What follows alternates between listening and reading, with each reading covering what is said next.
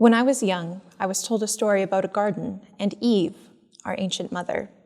Mother Eve, our woman of women, whose being was so sacred that she could not be formed from the dust of the earth, but rather was a refinement of what God had made, and by her separateness, man and woman were formed from androgyny. Mother Eve was birthed from Adam's side, as Matthew Henry said, not of Adam's head to top him, neither of his feet to be trampled by him, but out of his side to be equal with him, under his arm to be protected by him, and near his heart to be loved by him. And God gave Eve the right to bear children, that Adam could never view himself as the fountainhead of all humanity. They were partners, both and sources of all persons who would follow them. Eve, our ancient mother, ancient leader, walked with the man in the garden, and they both walked there with God, until one day Eve, our ancient mother, conversed with the snake who pointed to that which had been forbidden and asked, "What do you see?" And Eve, our ancient mother, ancient leader, made a cost-benefit analysis. When the woman saw that the tree was good for food and that it was pleasant to the eyes and a tree to be desired to make one wise, she took of the fruit thereof, perhaps noting that she did not die from its touch as Adam had told her, and did eat, and gave also unto her husband with her, and he did eat. Eve, our ancient mother, was a leader, not a coercer, not a temptress. Like every leader since has been at least once, she was mistaken. And, like a war criminal, Adam turned upon Eve when he was confronted and declared, "I was only following orders." And Eve did the same, pointing to the snake and denying her own power as an equal partner, a decision maker in her own right. In this way, both man and woman sinned. Conflict, blame-shifting, deceit, and shame, all were invited to take root in the hearts of humanity. And Adam and Eve received the curse, the fruit of all these things, and stepped into a world of labor and anxiety, unable to face it separately, but afraid to face it together with the bittersweet flavor of blame still on their lips. Since then, man and woman have fought for and sought a means to return to a garden state. This loss of partnership and leadership weighs upon us.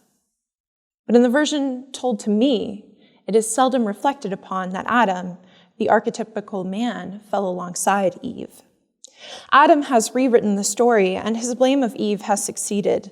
Instead of leader, partner, helpmeet, who weighed her options and made a regrettable choice, our ancient mother becomes a woman who gave into her evil desires and invited death itself into her body, who brought Adam down with her and doomed the whole human race. On that day, Eve was overcome, and she, the archetypical woman, demonstrates that the desires of women are rotten to the core. Let me say to you, women, that is a false narrative. Our anxiety about letting women make their own decisions and take control of their own lives comes from this poor interpretation of the fall narrative. It has been whispered to us from a forked tongue that because Eve listened to a desire for something wrong and sin, women pursuing their desires is the expression of all that is evil and shame-bringing. I say to you, sisters, that is false. What the story shows us is that both men and women are equipped with choice. Both Adam and Eve ate the fruit of the tree forbidden. Together, they are gifted and burdened with desire and decision-making, the ability to pursue something and create their own path. We have the God-given, image-bearing gift of desire, of want, the craving to create and seek relationship that led to the creation of this mortal plane, the overflow of love and life power. In order to preserve the narrative of power and blame, we have been given the burden of dragging men down into sin and the burden of raising him up again. Adam has made God male so that only Adam can reflect his image wholly, and woman's role is to equip him to do so. The exhausting burden of being paragons of virtue, but only for other people, only as inspirations for the hero of the story. Feminine virtues become those which allow them to be controlled. Modesty, humility, obedience, submission. Women are to be soft and still, quiet and gracious. But passivity was never a virtue. So let me tell you a new story of another side wound from which Christ birthed the Holy Spirit into the world, our Holy Mother, mother of the new humanity. Surely you have noticed that the fruits of the Spirit are feminine: love, joy, peace, patience, kindness, goodness, faithfulness, gentleness, and self-control. A more apt description of the mother spirit has yet to be spoken. And if you believe that there's anything more fierce than these virtues, you have not looked into the face of a mother whose children are in danger, or seen her celebrate their successes, as small or as large as they may be. A new era has come where we are to meet God as woman and as spirit. This counselor sent by Christ, who imbues us all with grace, who births us in water and fire through baptism and presence, who embraces us and makes us strong, who falls upon Jew and Gentile alike, opens their eyes and moves them to shout, to dance, to cry, to love. Love is fierce, and love is female.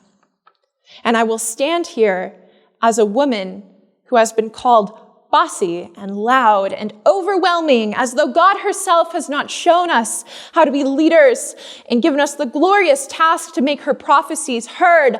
I will stand with she who is too much, and lest I be tempted to say I'm not like other girls, I will stand with she who is too quiet, the wise woman who represents that still, small voice. I will listen to her whisper, for it has been drowned out so very long, and we need her wisdom. And so I will stand with my brothers, with he who was called Sissy or Mama's boy, because he sat at the feet of our Holy Mother, and she made her face to shine upon him and gave him peace.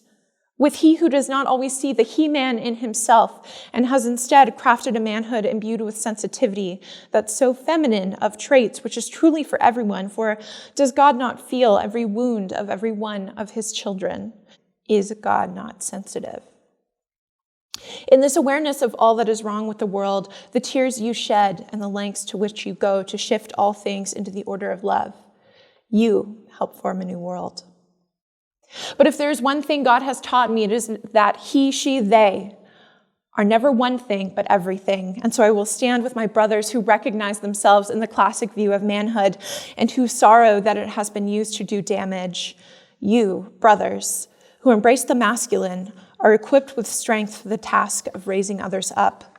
In this witness to history's flaws, this openness to the new, you help form a new world. And I will stand with my non-binary siblings, you who mix the feminine and the masculine, who encompass both and neither, who remind us of the androgyny of the first human. In you is freedom unimaginable, with virtues defined not by genitals, but by what we have been given to give. Love is not female alone. Love is everything.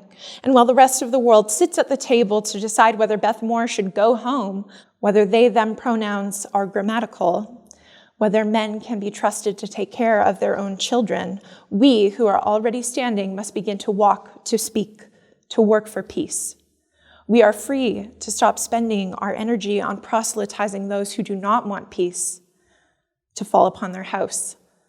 Like the disciples before us, let us shake the dust from our sandals and move on to embrace and spread peace.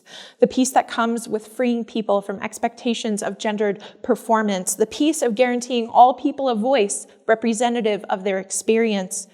The peace of rewriting societal scripts to fit reality rather than reality to fit the scripts. Together, equipped by God our Mother, the Holy Spirit in me and in you, we can work for peace. Meet me in the garden, and let us take responsibility for our choices together.